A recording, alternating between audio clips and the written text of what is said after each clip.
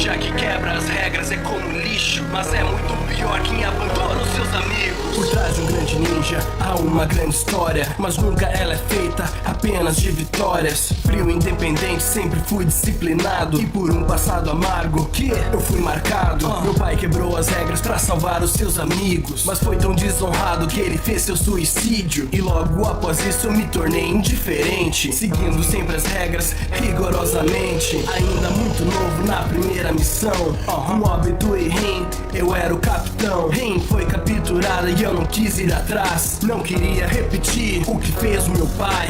Obito discordou e não parou de insistir. Eu não queria ouvir, mas ali eu aprendi.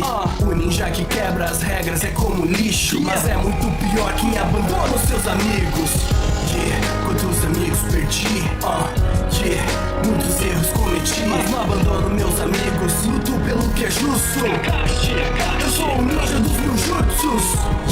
Quantos amigos perdi, muitos erros cometi, mas não abandono meus amigos. Luto pelo que é justo, eu sou o ninja dos mil jutsus. Depois de uma tragédia recebi como presente o Sharingan de um amigo que morreu em minha frente. Como isso foi triste, eu não esperava ganhar isso de alguém que eu menosprezava. Apesar de tudo, mudei a minha mente, mas o pior viria lá na frente. Eu quis evitar, mas não adiantou nada. Matei com as próprias mãos a pessoa que me amava.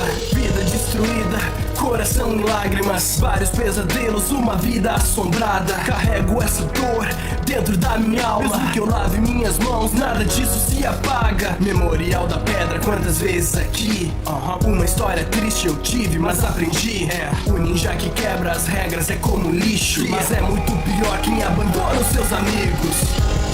Quantos amigos perdi, muitos erros cometi, mas não abandono meus amigos. Luto pelo que é justo, eu sou o ninja dos mil jutsus.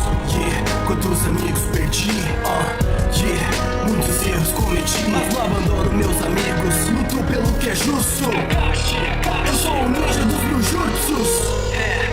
Luto pelo que é justo, eu sou o ninja dos meus jutsus.